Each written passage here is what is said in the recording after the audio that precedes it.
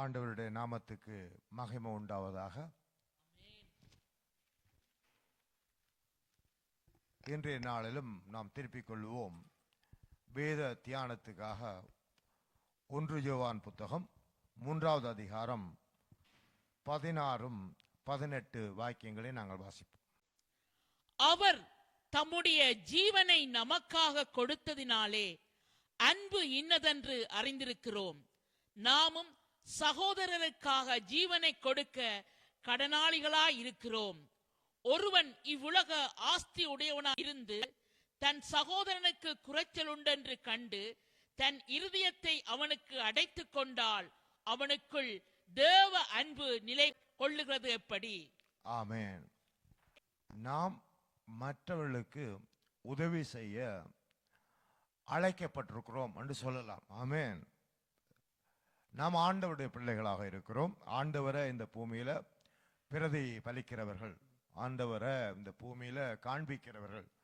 ஆண்டவரை காண்பிக்கிறது என்று சொல்லும்போது ஒரு சிலுவை அணிந்து காண்பிக்கிறதல்ல, இல்லாட்டி ஒரு ஆண்டவருடைய சிலையை நிறைத்து வைத்து இவர்தான் ஆண்டவர் என்று சொல்லி அவரை காண்பிக்கிறவர்கள் அல்ல. நம்முடைய செயல்பாட்டில் கிறிஸ்துவை வெளிப்படுத்துகிறவர்கள். ஆமென். கிறிஸ்து எப்படி இருக்கிறார் என்றால் தேவத்துவத்தின் பரிபூர்ணம் எல்லாம் அவருக்குள்ள வாசமாக இருந்தது என்று வேதம் சொல்லுகிறது.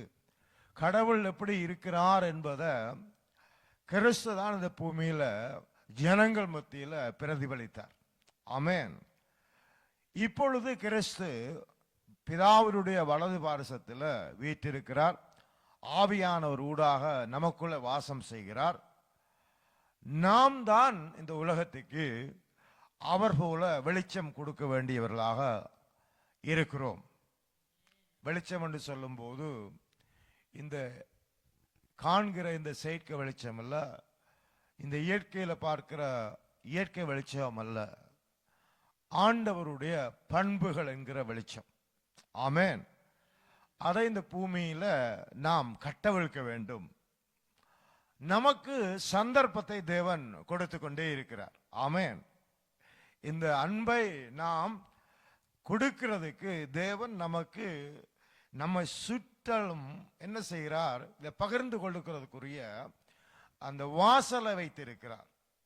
எங்கெல்லாம் நம்ம நிலைநிறுத்தி இருக்கிறாரோ, எங்கெல்லாம் நம்மை குடியமர்த்தி இருக்கிறாரோ, அங்கெல்லாம் நாம் இந்த அன்பை நாம் பறைசாற்றுறதுக்கு, இந்த அன்பை நாம் பயிற்சியிலை கொண்டு வருகிறதுக்கு நமக்கு வாய்ப்பை கொடுக்கிறார்.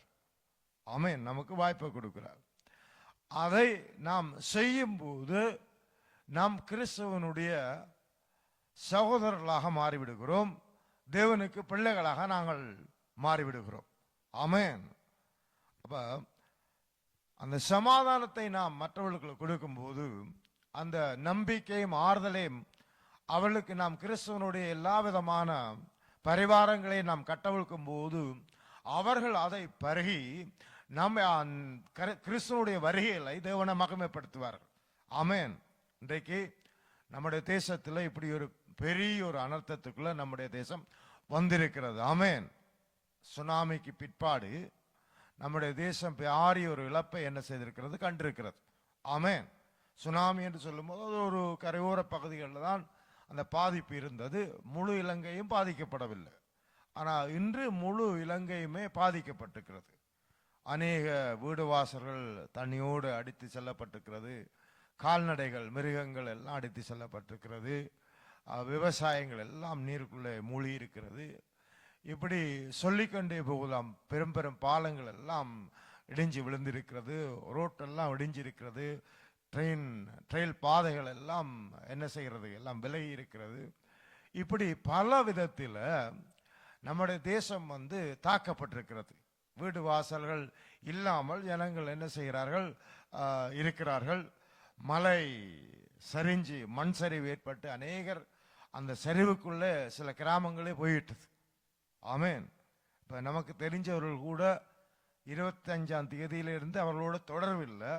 அவர்களுக்கு என்ன ஆனதோ ஒன்று சொல்லி நாங்கள் கவலைப்பட்டிருந்தோம். ஏன்னா அவர்கள் ஒரு இடத்துல இருந்து நாங்கள் மலையில் போய் கிட்டத்தட்ட ஒரு மணித்தியால மலையில பஸ் ஓடணும், மலைக்கு மேல பஸ் ஓடி அவர்கள் வீடு அங்கே இருக்கிறது, மலையில மலை இருக்கிறது, அந்த மலை அடிவாரத்தில் அவர்கள் இருக்கிறார்கள். ஆனால் அவர்களுக்கு குறித்து பாரப்பட்ட 3 குழந்தைகளோட நாங்கள் அங்கே போய் அவருடைய விட்ட தங்கி இருந்தோம். அப்போ எங்களுக்கு பாரமாக இருந்தது 3 பிள்ளைகளோட. என்ன நடந்ததோ தெரியல, அடிக்க கோல் பண்ண ஆன்சர் இல்லை. இன்றைக்கு அதிகாலையில் அவர்கள் கோல் பண்ணினார்கள். அற்புத விதமாக அவர்கள் காக்கப்பட்டார்களாம். எப்படி என்றால் அந்த மலையில இருந்து 2 பெரும் பாறைகள் உருண்டு வந்திருக்கிறது. அவையின் வீடு ஒரு தகரத்தால் உண்டான ஒரு வீடு. அந்த 2 பாறை வந்து அந்த வீட்டுக்கு இடையில வந்து அப்படியே வந்து நின்றுட்டு தான் குத்தி.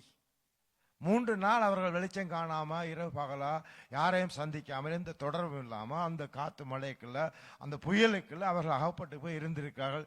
எது நடந்தாலும் ஆண்டவர்கிட்ட ஒப்பு கொடுப்போம், எது நடந்தாலும் நடக்கட்டும் என்று சொல்லி ஆண்டவருக்கு சூத்திரம் சொல்லி நன்றி செலுத்தி கொண்டு சாவுக்கு தயாராக இருந்தார்களாம். அந்த பாறை வந்து அந்த வீட்டுக்கு மேல மோதாமல் அப்படியே குத்தப்பட்டு அப்படியே நின்றுது. இப்போவும் அந்த பாறை இருக்குது.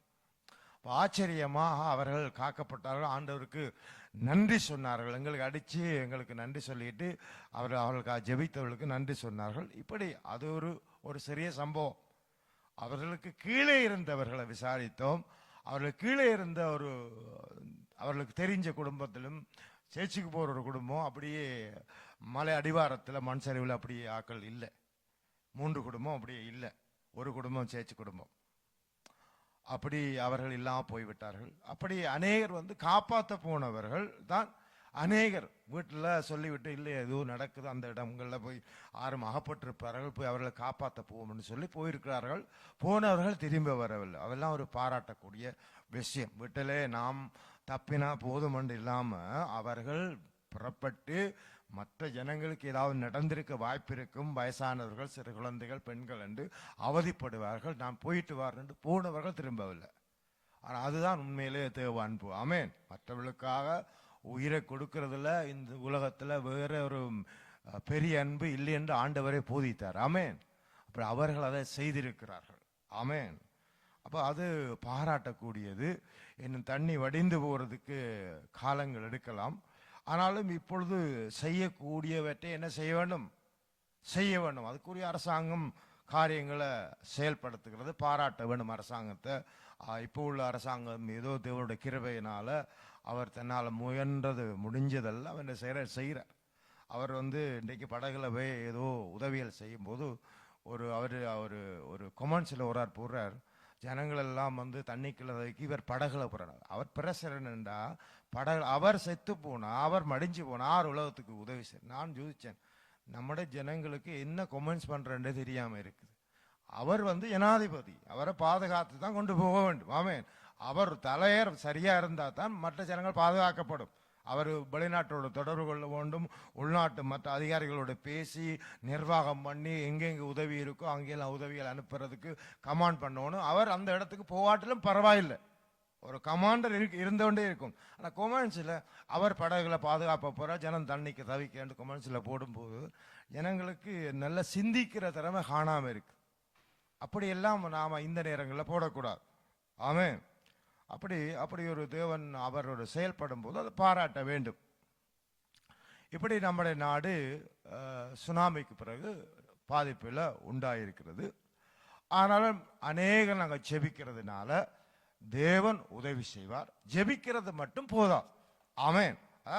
இந்த வசனத்தை நாங்கள் வாசிக்கும் போது என்ன வசனம்? திரும்ப அந்த வசனத்தை வாசிப்போம். அவர் தம்முடைய ஜீவனை நமக்காக கொடுத்ததினாலே அன்பு இன்னதென்று அறிந்திருக்கிறோம். நாமும் சகோதரருக்காக ஜீவனை கொடுக்க கடனாளிகளாய் இருக்கிறோம். ஒருவன் இவ்வுலக ஆஸ்தி உடையவனாய் இருந்து தன் சகோதரனுக்கு குறைச்சல் உண்டென்று கண்டு தன் இருதயத்தை அவனுக்கு அடைத்துக் கொண்டால் அவனுக்குள் தேவ அன்பு நிலை கொள்ளுகிறது எப்படி? ஆமென். இப்ப உள்ளது தேவனுடைய ஜனங்களுக்கு இந்த வார்த்தையை ஆண்டவர் சொல்லி இருந்தாலும், பொதுவாக நம்முடைய இனமண்டு வரும்போது உலகத்தில் லட்சக்கணக்கில் நம்முடைய சமூகம் உலகம் எங்கும் இருக்கிறது.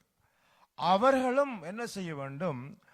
அந்த அன்பை பகிர்ந்து கொள்ள வேண்டும். ஆமென். ஒரு குறிப்பிட்ட கொஞ்ச ஜனத்தினால இந்த தேவைகள் எல்லாம் சந்திக்க முடியாது. ஆனால் குறிப்பிட்டவர்கள், ஏவுகிறவர்கள், உணர்கிறவர்கள் அதை செய்ய வேண்டும். ஆனால் பரந்தளவில் இருக்கிற நம்முடைய சமூகம், உலகம் எங்கும் இலங்கையர்கள் இருக்கிறார்கள், அவர்களும் என்ன செய்ய வேண்டும்? கை கொடுக்க வேண்டும் நம்முடைய ஜனங்களுக்கு. அப்படி கொடுக்கும்போது அவர்கள் மீண்டு எழும்பி வருவார்கள். ஆமென். அடுத்த வசனத்தை நாங்கள் வாசிப்போம். 1 சாமுவேல் 12 அதிகாரம் 23வது வசனத்தை நாங்கள் வாசிப்போம். 1 சாமுவேல் 12:23.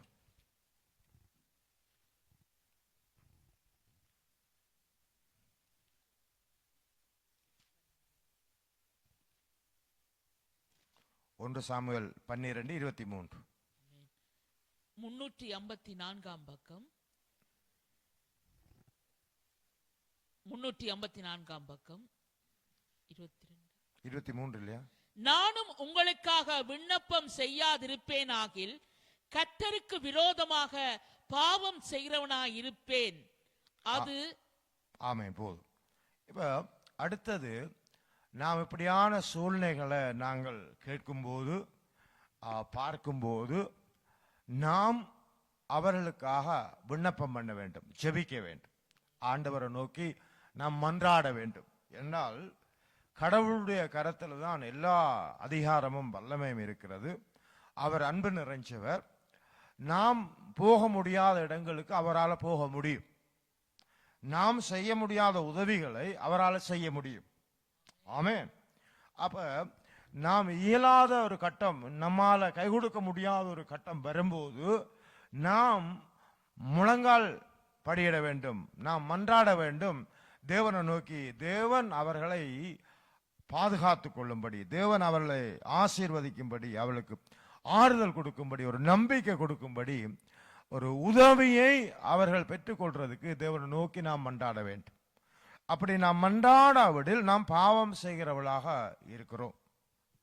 வேதம் சொல்லுகிறது. அப்படி செய்யக்கூடியதை நாம், இந்த ஜெபத்தை நாம் செய்யாமல் இருக்கும்போது நாம் பாவம் செய்கிறோமா? ஆமென். என்றால் இந்த பூமியில நாம் முன்னாடி சொன்னது போல நாம் தான் தேவனுடைய ஸ்தானாதிபதிகளாக, தேவனை பிரதிபலிக்கிறவர்களாக, நமக்குத்தான் தேவனோடு கூட ஒரு தொடர்பு என்ன செய்கிறது? பரிசுத்த ஆவியான ஒரு ஊடாக இயேசுவின் நாமத்தினால நமக்கு உண்டாயிருக்கிறது. நமக்கு அதிகாரங்கள் அதிகமாக கொடுக்கப்பட்டிருக்கிறது. எல்லாருடைய மன்றாட்டையும் கடவுள் கேட்கிறார்.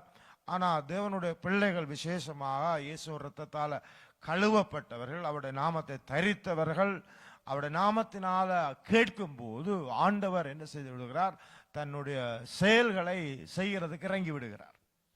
ஆமென். என்னால் அவருடைய பிள்ளைகளாக இந்த பூமியில நின்று நாம் அவர் நோக்கி விண்ணப்பிக்கிறோம். வானாதி வானங்களும் வானங்களும் கர்த்தருடைய மகிமையை வெளிப்படுத்துகிறது. கர்த்தர் வானாதி வானங்கள் இருக்கிறார், நாம் பூமியில் இருக்கிறோம். பூமியோ தேவன் மனுஷனுக்கு கையளித்திருக்கிறார். ஆமென். பூமியில நாம் அடக்கிறதுக்கு, ஆளுகிறதுக்கு, அதிகாரம் செலுத்துகிறதுக்கு, ஜனங்களுடைய தேவைகளை சந்திக்கிறதுக்கு தேவர் நம்மை அபிஷேகம் பண்ணி வைத்திருக்கிறார்.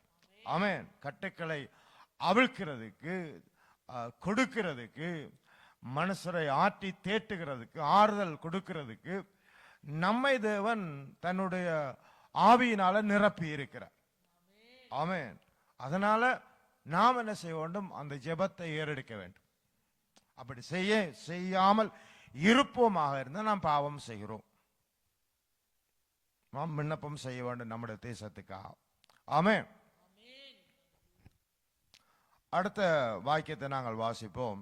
சங்கீதம் 41:1 நாம் வாசிப்போம். சிறுமைப்பட்டவன் மேல் சிந்தை உள்ளவன் பாக்கியவான், தீங்கி நாளில் கர்த்தர் அவனை விடுவிப்பார். ஆமென்.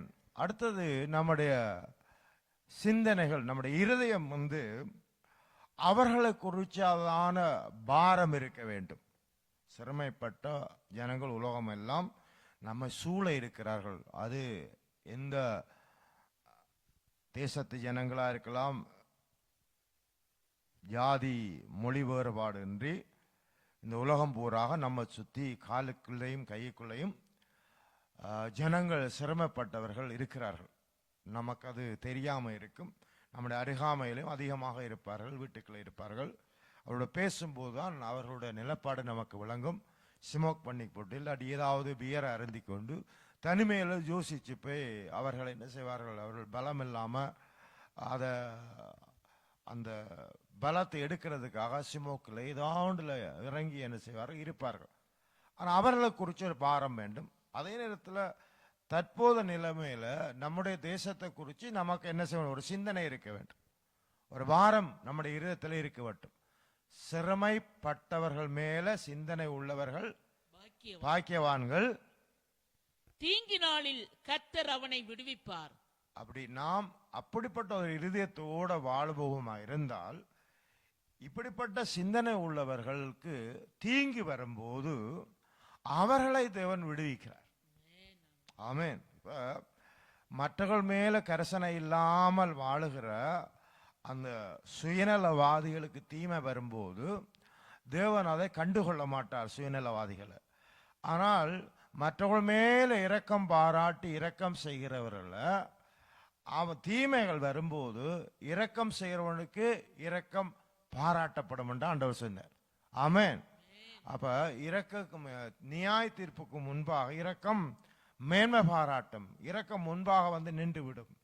ஏதாவது ஒரு சூழ்நிலை தீங்குகள் வந்து ஒரு சம்பவங்கள் நீதிமான்களோட வீட்டை அண்டி வரும்போது இல்லாட்டி அந்த நபரை கிட்ட வரும்போது நியாய தீர்ப்புக்கு முன்பு நீதிமான்கள் செய்த அந்த இரக்கம் வந்து என்ன செய்து விடும், பாதுகாத்து விடும். தீங்கி நாளில் அவனை தேவன் விடுவிக்கிறார். ஆமென். அப்ப நாம் சிரமப்பட்டவர்கள் மேல சிந்தனை இருக்க வேண்டும்.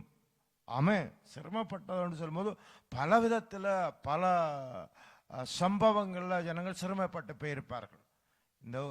இந்த ஐரோப்பா தேசத்தில் அநேகர் வந்து விவாகரத்து செய்து தனிமையில் இருக்கிறார்கள், தனிய பிள்ளைகளை வளர்க்கிறார்கள். தாய் இல்லாமல் தகப்பன் இல்லாமல் ஏதோ ஒருவர் இல்லாமல் வீட்டில் பிள்ளைகள் இருக்கும். அப்படி நம்முடைய அருகாமையிலே எத்தனையோ இருக்கு. அதே மாதிரி குடிக்கு வெறிக்கு ட்ரக்ஸுக்கு அடிமைப்பட்டதெல்லாம் அந்த உலகம் பூரா நடந்து தெரியுறதை நாம் பார்க்கிறோம். இப்பொழுது கம்ப்யூட்டர் கேம்ஸுக்கு இந்த சோசியல் மீடியாவுக்கு இப்படி பலதில் அடிமைப்பட்டதெல்லாம் என்ன செய்யறது, நமக்கு எல்லாம் நடமாடுது நம்ம சுத்தி. அவர்களுக்கு ஒரு விடுதலை இல்லாமல் சமாதானம் இல்லாமல் விடுவிக்கிறவர் இல்லாமல் ஜனம் நடமாடுகிறது. ஆனால் அவர்கள் மேலோட சிந்தனை இருக்கிறவர்கள் அவர்களுக்கு சுவிசேஷத்தை சொல்ல வேண்டும். ஆமென். அவர்களுக்கு ஒரு நம்பிக்கை கொடுக்க வேண்டும். பல விதத்தில் பல சகாப்தங்களில் அடிமைத்தனம் வந்து விடுகிறது. அந்தந்த காலகட்டத்தில் இந்த காலகட்டத்தில் டிஜிட்டல் உலகமாக இருக்கிறதுனால அடிமைத்தனம் வேறு மாதிரியான அடிமைத்தனங்கள் வருகிறது. ஒவ்வொரு காலகட்டத்தில் ஒரு அடிமைத்தனங்கள் வரும். இப்போ இந்த காலத்திலே தான் நாம் வாழுகிறோம். அப்படிப்பட்ட எல்லோரையும் நாம் என்ன நினைவில் கொண்டு வர வேண்டும். எல்லோருக்கும் நம்ம கையை திறந்து நாம் பெரிய ஐஸ்வர்ய சம்பந்தர் அல்ல, ஆனால் இருக்கிறத உதவி செய்யலாம். ஆனால் சுவிசேஷம் எல்லாருக்கும் விடுதலை கொடுக்கக்கூடியது. ஆமென். அப்ப அந்த வார்த்தைகளை நாம் பகிர்ந்து கொள்ளும் போது அந்த வார்த்தைகள் அவர்களை விடுதலாக்கி விடுகிறது. அந்த வார்த்தைகள்ல ஆவியானவர் இருக்கிறபடினால, அது ஜீவனாக இருக்கிறதுனால அதை கேட்கிறவர்களுக்கு விடுதலை வந்து விடுகிறது. ஆமென். நான் பேசின வார்த்தைகள் ஆவியின் ஜீவனமாக இருக்கிறது. ஆமென். அப்பொழுது ஆவியானவர் நம்ம கொண்டு பேசுகிற வார்த்தைகள் மற்றவர்களுக்குள்ள ஒரு நம்பிக்கையை கொண்டு வந்து விடுகிறது. ஆமென். என்ன இயலுமோ அதை நாம் செய்ய பழக வேண்டும். ஆமென். அடுத்த வாக்கியத்தை நாம் வாசிப்போம். நீதிமொழிகள் 28:27 வாசிப்போம். தரித்திரருக்கு கொடுப்பவன் தாழ்ச்சி அடையான், தன் கண்களை ஏழைகளுக்கு விலக்கிறவனுக்கோ அநேக சாபங்கள் வரும். பாருங்க, தரித்திரனுக்கு கொடுக்கிறவன் தாழ்ச்சி அடையான். ஒருவதுமே அவன் தரித்திரனாக இருக்க மாட்டான். ஆறு கொடுக்கிறவன். ஆமென். அந்த வசனத்தை மேல வாசிங்க, அதே வசனத்தை திரும்ப. தரித்திரருக்கு கொடுப்பவன் தாழ்ச்சி அடையான், தன் கண்களை ஏழைகளுக்கு விலக்கிறவனுக்கோ அநேக சாபங்கள் வரும். பாருங்க, கொடுக்காட்டில் சாபம் வரும் என்று சொல்லப்பட்டிருக்கிறது.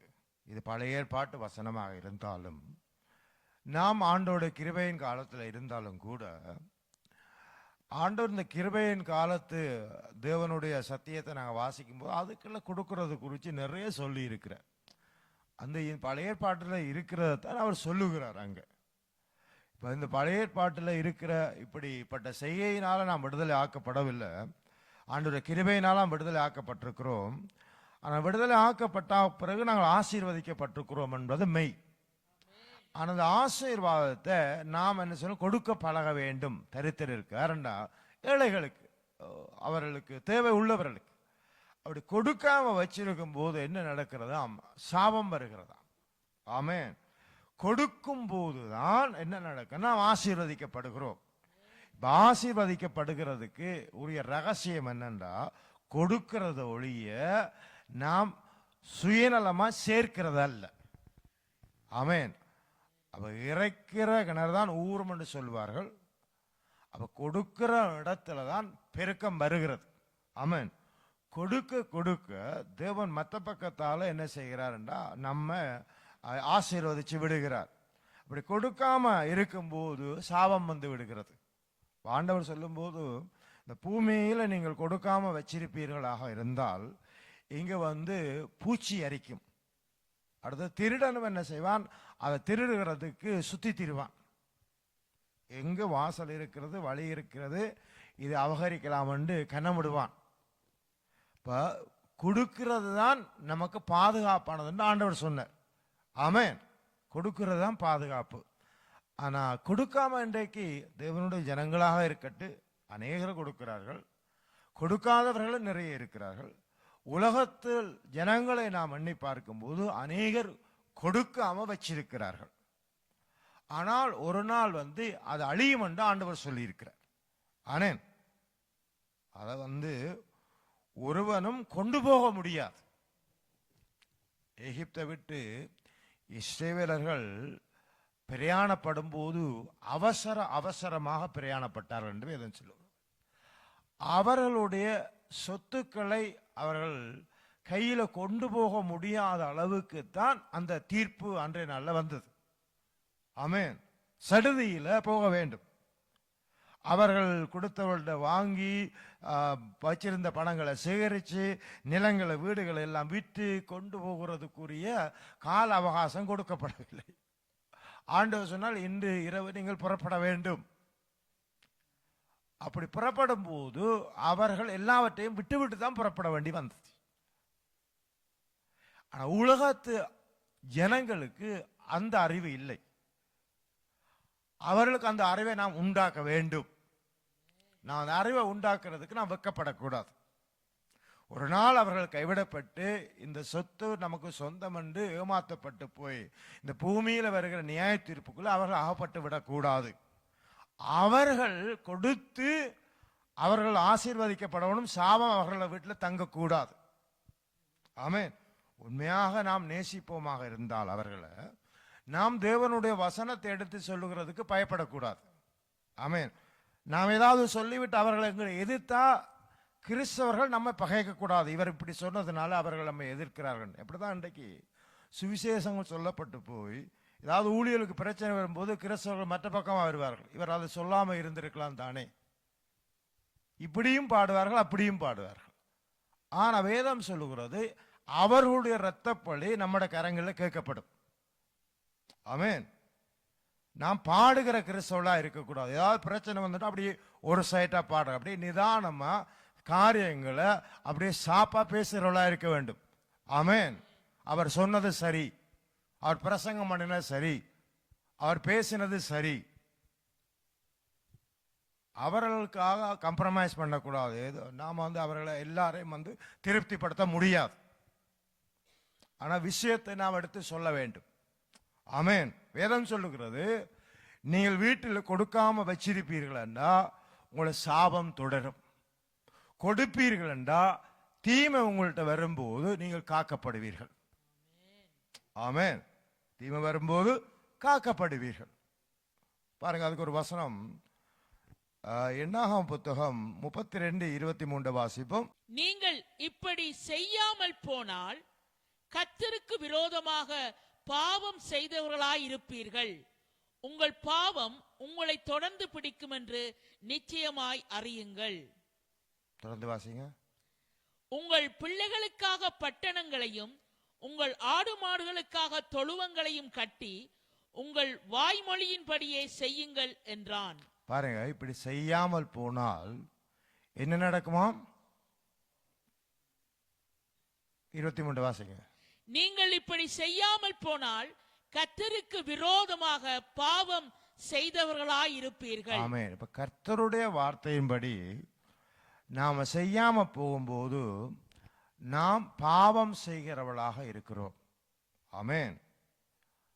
அதே மாதிரி இன்னொரு வசனத்தை வாசிப்போம். யாக்கோப்பு 4வது அதிகாரம் 17வது வசனத்தை வாசிப்போம். ஆதலால் ஒருவன் நன்மை செய்ய அறிந்தவனாயிருந்தும் அதை செய்யாமல் போனால் அது அவனுக்கு பாவமாயிருக்கும். ஆமென். இப்ப நன்மை செய்ய அறிந்தும் நன்மை செய்யறதுக்கு ஒருவனுக்கு திராணி இருக்கிறது, அதை செய்யலாம்.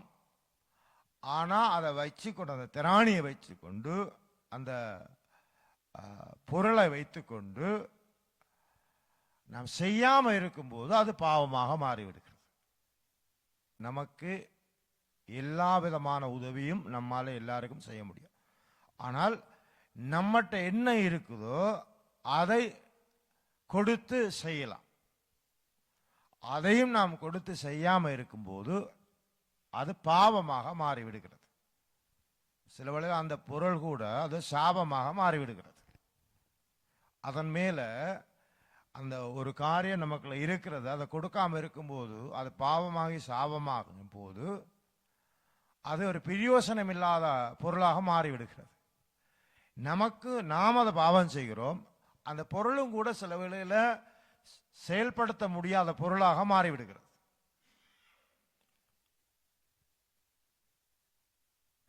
நன்மை செய்ய திராணி இருக்கும்போது செய்ய பழக வேண்டும் என்று சொல்லப்பட்டிருக்கிறது. ஆமென்.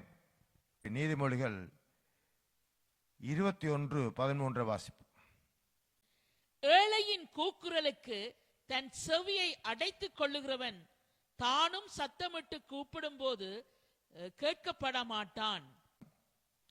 நமக்கு தெரிந்து ஒரு நபர் கஷ்டப்படுகிறார் என்று நமக்கு தெரியும் போது அது நமக்கு கேட்காதபடிக்கு நாம் செவியை நாம் அடைத்துக் கொள்வோமாக இருந்தால் ஒரு நாள் நாமும் யாரோடு உதவிக்காக என்ன செய்வோம், நாமும் ஏங்குவோம்.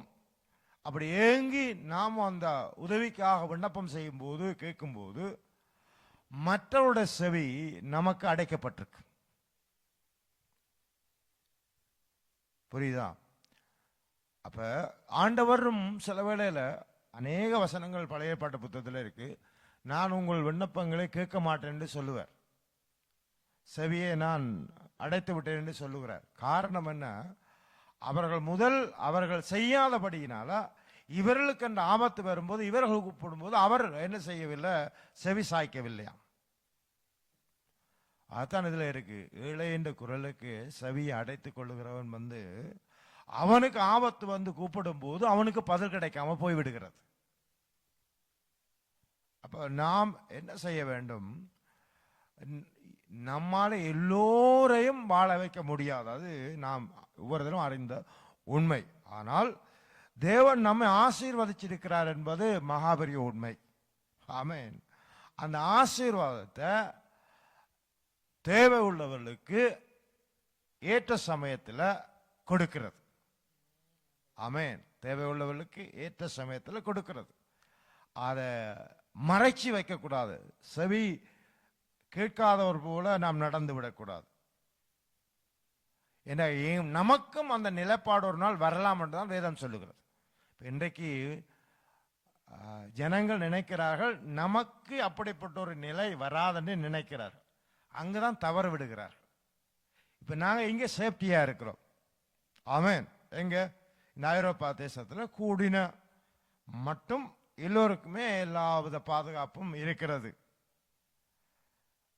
நமக்கு இயற்கை அழிவும் வந்தாலும் ஏதோ இவங்களோட சிஸ்டம் என்ன நல்லபடியாக அவங்க முன்னேறினபடினால கொஞ்சம் பாதுகாக்கிறது.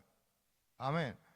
ஆனால் வேற ஏதாவது ஒரு பாரிய தாக்கம் வர்றதுக்கு வாய்ப்பு இருக்கும். நமக்கு தெரியாது எப்படிப்பட்ட தாக்கம் வரும். ஆனால் இப்படி நாம நடக்கும்போது, இந்த வேதம் சொல்றதுபடி நடக்கும்போது நாம் காக்கப்படுவோம். ஆமென்.